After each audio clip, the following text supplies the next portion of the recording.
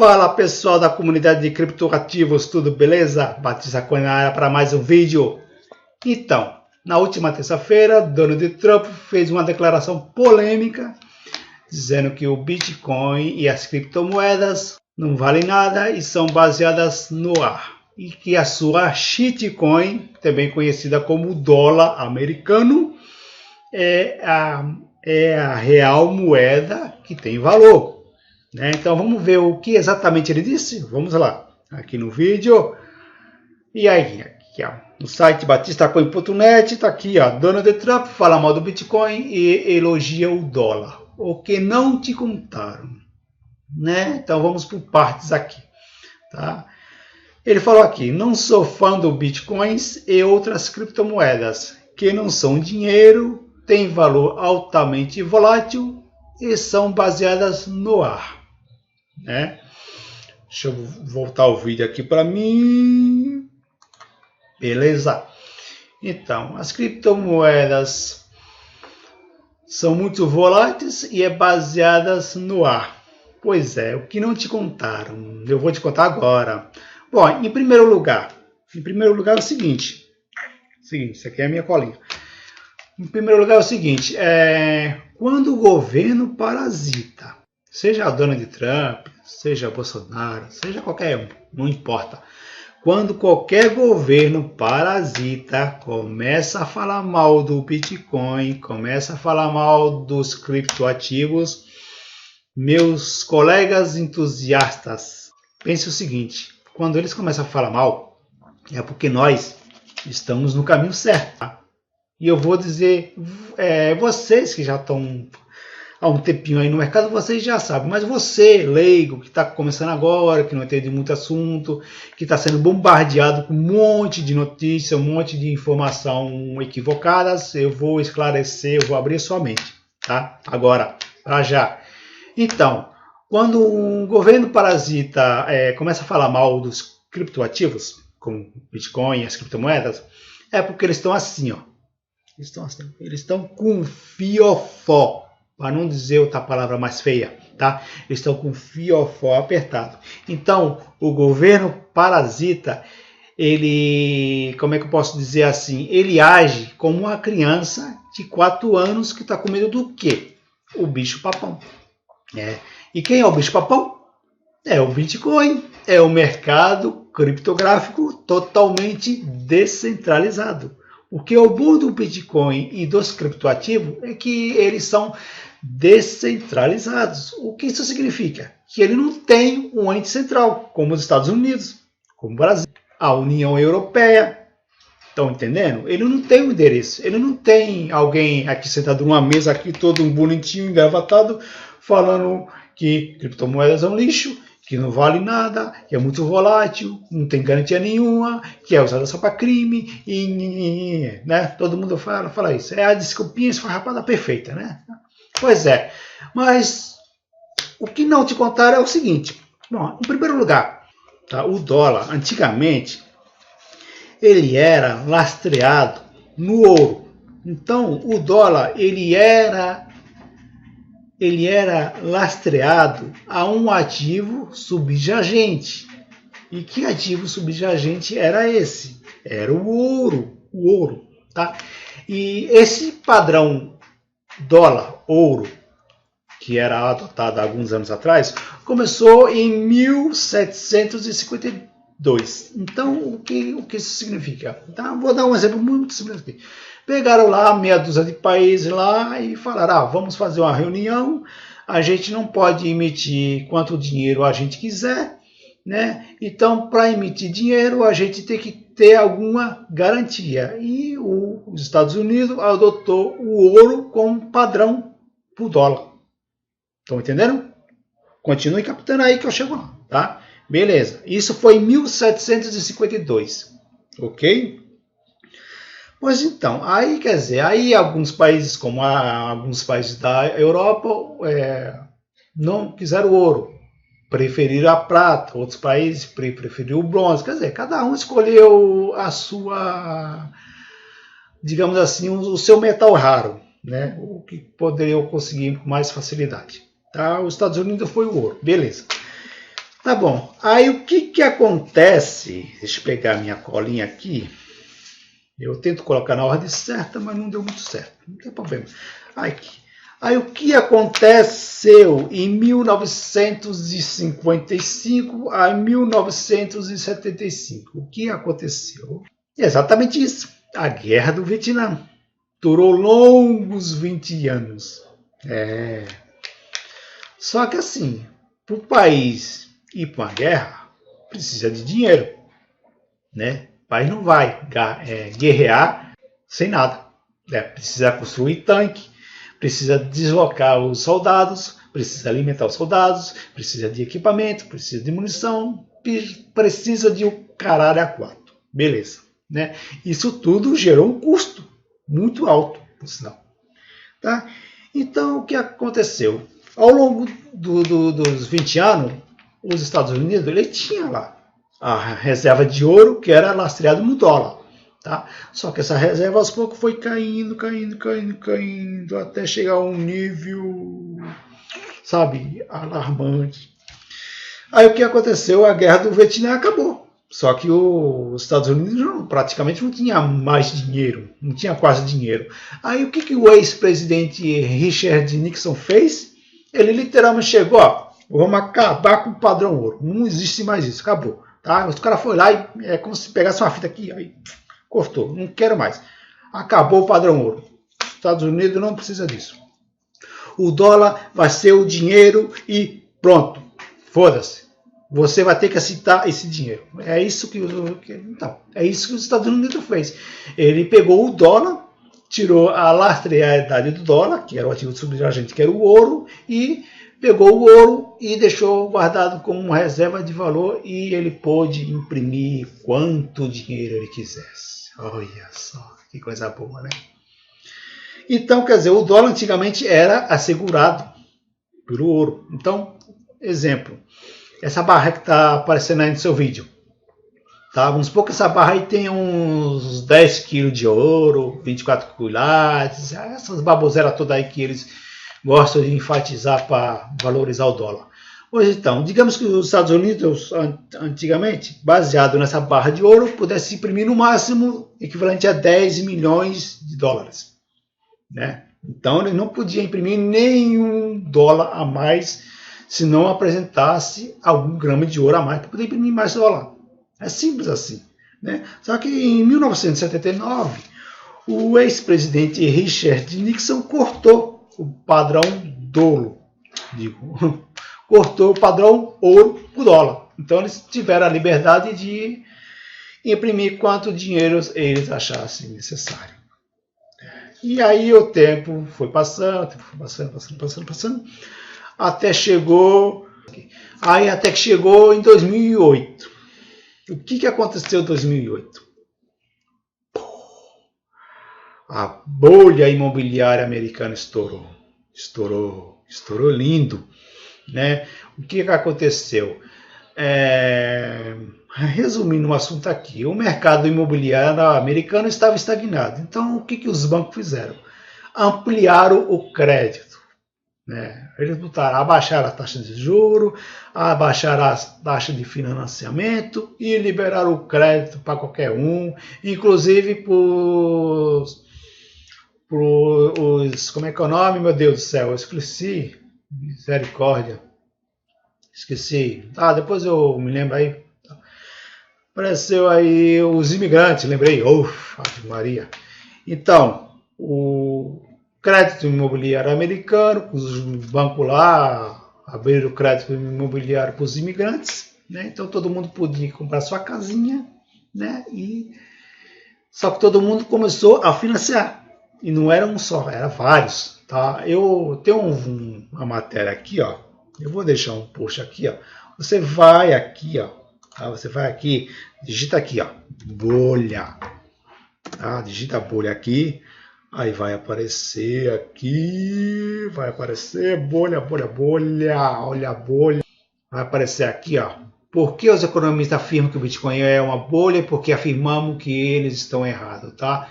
Vocês clicam aqui, dê uma lida aqui, eu dou uma resumida do que eu estou falando agora. sobre a bolha americana. Ou você pode utilizar o seu leitor de QR Code, tá? Seu leitor de QR Code e ler diretamente a notícia lá que eu explico detalhadamente. Mas resumindo o assunto, os caras ampliaram o crédito para qualquer um, todo mundo começou a financiar a casa, começou a pedir empréstimo e chegou uma hora que ninguém conseguia pagar para mais ninguém. Aí a bolha estourou, né? Aí o que os Estados Unidos fez? Em vez de ele deixar a bolha estourar, né? Em vez de assim, se você vê os documentários lá dizendo que a câmera é super lenta, você vai ver que a bolha estoura assim, ela amplia, aí depois ela, entendeu? Só que os Estados Unidos, em vez de ele deixar a bolha estourar de vez, tá? Já que a cagada já estava feita, então que deixasse, depois limpava a merda. Mas não, os caras, em vez de ele deixar a bolha estourar, eles pegaram, forraram a bolha com outra bolha, né? Então o que eles fizeram? Eles literalmente imprimiram mais dinheiro para salvar os bancos que literalmente estavam quebrados. Simples assim. Inclusive, um dos bancos mais famosos que quebrou foi o Lehman Brothers. Está aparecendo aí na tela do seu vídeo. O Lehman Brothers quebrou. Tá? E outros bancos só não quebrou porque o Fed, que é equivalente ao Banco Central brasileiro, literalmente imprimiu mais dinheiro. Simples assim. Os caras imprimiram. Não, vamos imprimir um monte de dinheiro aí, senão os bancos quebram, aí vai ser pior do que já está. Aí o que acontece? A bolha cresceu ainda mais. Cresceu. Aí tem um CEOzinho aqui, muito simpático aqui, ó. Esse aqui, ó. Deixa eu botar aqui. Esse senhorzinho aqui, ó. Ó, aqui, ó. Ele é nada mais nada menos do que Alan Greenspan, o ex-presidente do Fed. O Fed nada mais é do que o Banco Central, equivalente ao Banco Central brasileiro, ou seja, é o órgão responsável por imprimir quanto dinheiro eles acharem melhor. Aí o cara falou o seguinte, numa entrevista aí há um tempo atrás, né? Ele falou assim: os Estados Unidos podem pagar qualquer dívida porque sempre podemos imprimir dinheiro. Olha só, né?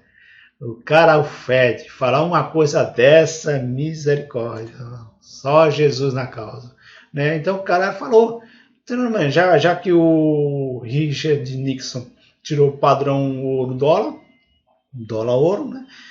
Eles simplesmente podem imprimir muito dinheiro e o cara do Fed chegou e falou, podemos pagar qualquer dívida porque sempre podemos imprimir dinheiro, né? Só que ao fazer isso, a bolha vai ficando cada vez maior, né? A bolha vai ficando cada vez maior, né? E com a bolha cada vez maior, o que acontece? O dólar se desvaloriza.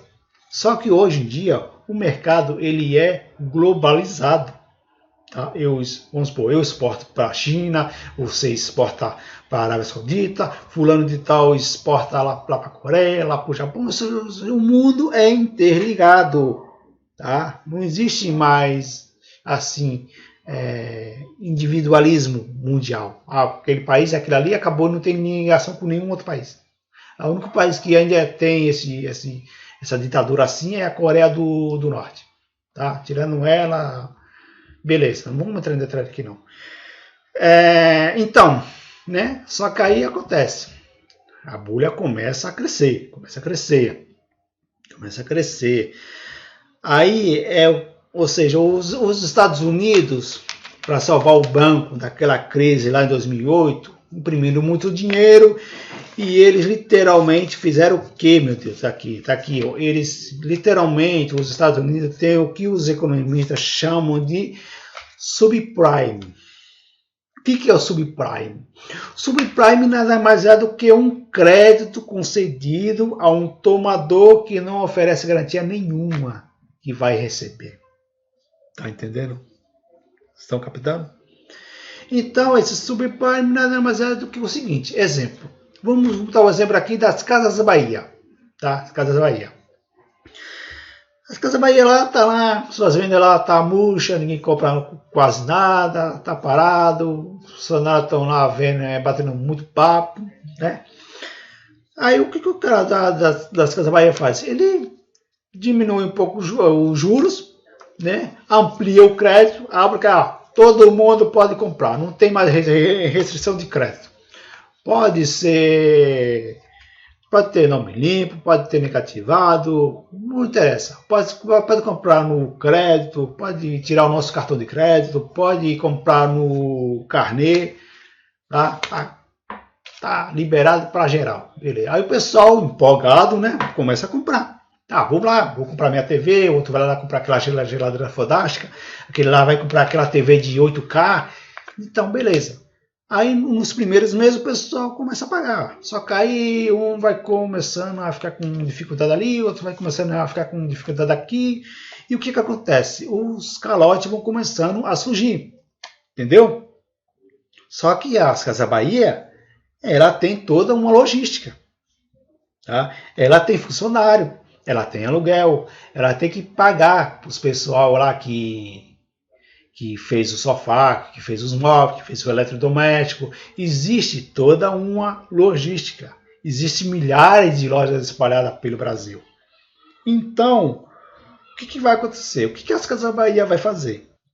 Vai começar a demitir funcionário, vai começar a fechar lojas, vai começar a fechar filiais, porque eles não vão ter como sustentar essa estrutura sem que aquelas pessoas lá que ficou empolgado com crédito barato e juros por quase zero, pague.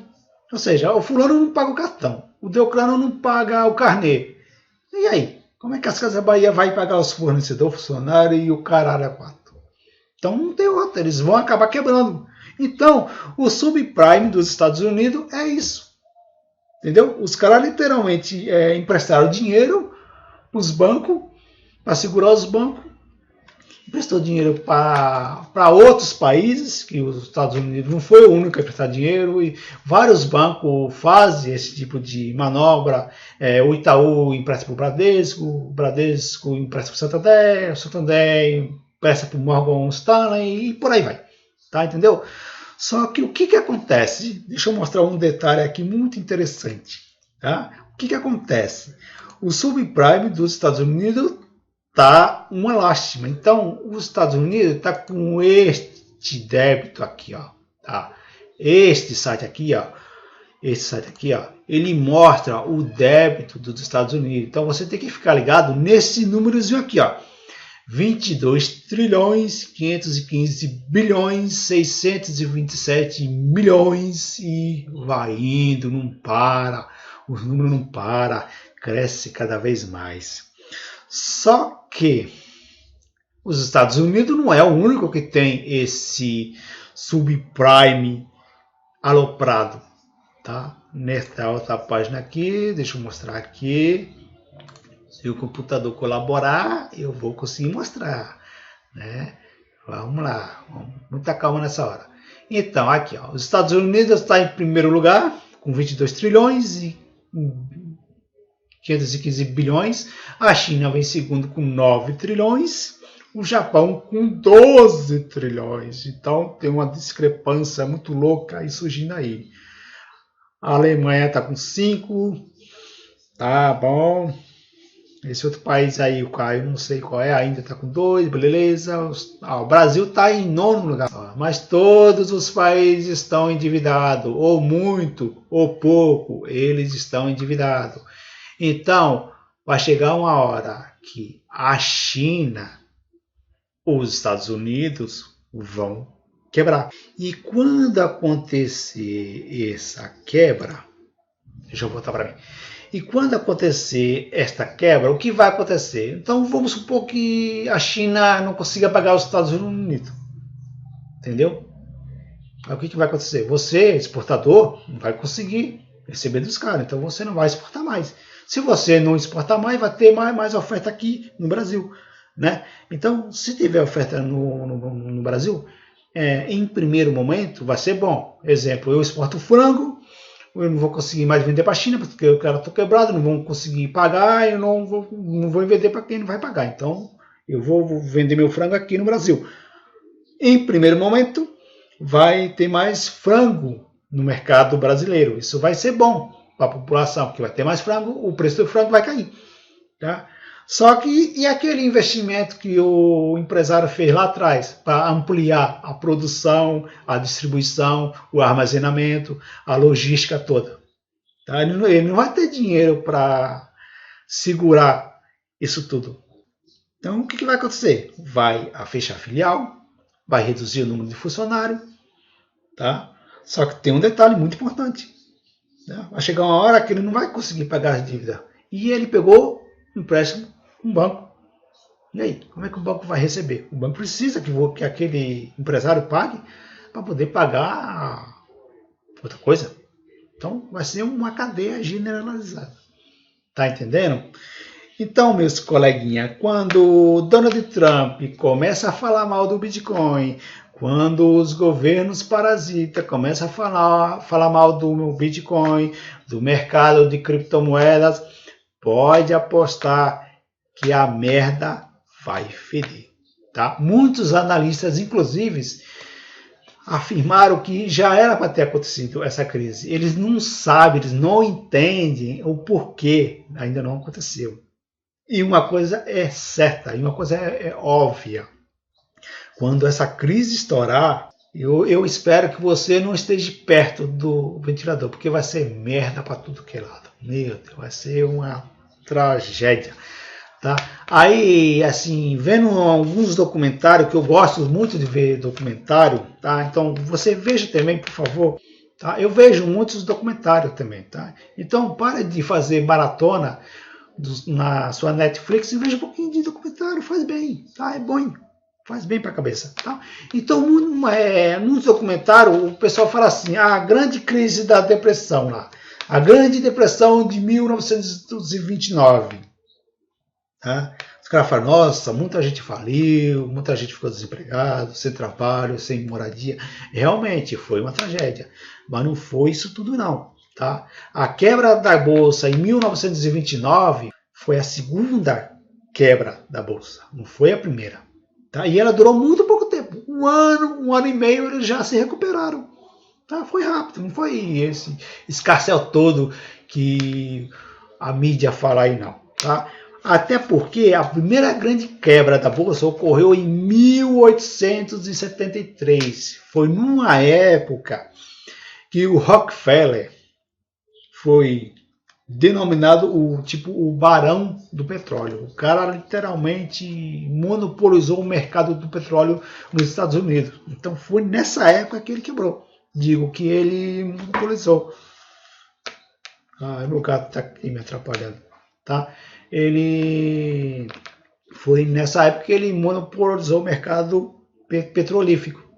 Tá? Mas não vou entrar em outro detalhe. Então, essa crise de 1873, ela se recuperou, os caras se recuperaram em 6 anos. Tá? Ou seja, não foi que nem a crise de 1929, que em um ano e meio, os caras já se recuperaram, não. Aquela primeira grande crise lá em 1873 levou 6 anos para os caras saírem do buraco. 6 anos. Tá? Então, quando muitos economistas falam que ou os Estados Unidos ou a China já era para ter quebrado, é porque a merda vai vir numa velocidade espantosa. Tá? Então, meus colegas, quando o governo parasita fala mal do Bitcoin, fala mal dos criptoativos, pode apostar que a merda vai feder. Então, quando eles falam mal disso aí, é porque você, investidor, você, entusiasta em criptoativos, nós estamos no caminho certo. E o governo está aqui, ó. Está aqui, ó. Um fiofó apertado, tá? Sem poder controlar esse mercado maravilhoso que é o mercado descentralizado. Então, para fechar o vídeo, eu peço a gentileza de vocês que curte, comente, compartilhe e inscreva no canal, por favor. Meu canal está muito pouquinho, tá? Acesse o QR Code que está aparecendo aí na tela do seu PC, acesse as notícias, acesse o site e boa sorte e bons negócios. Valeu!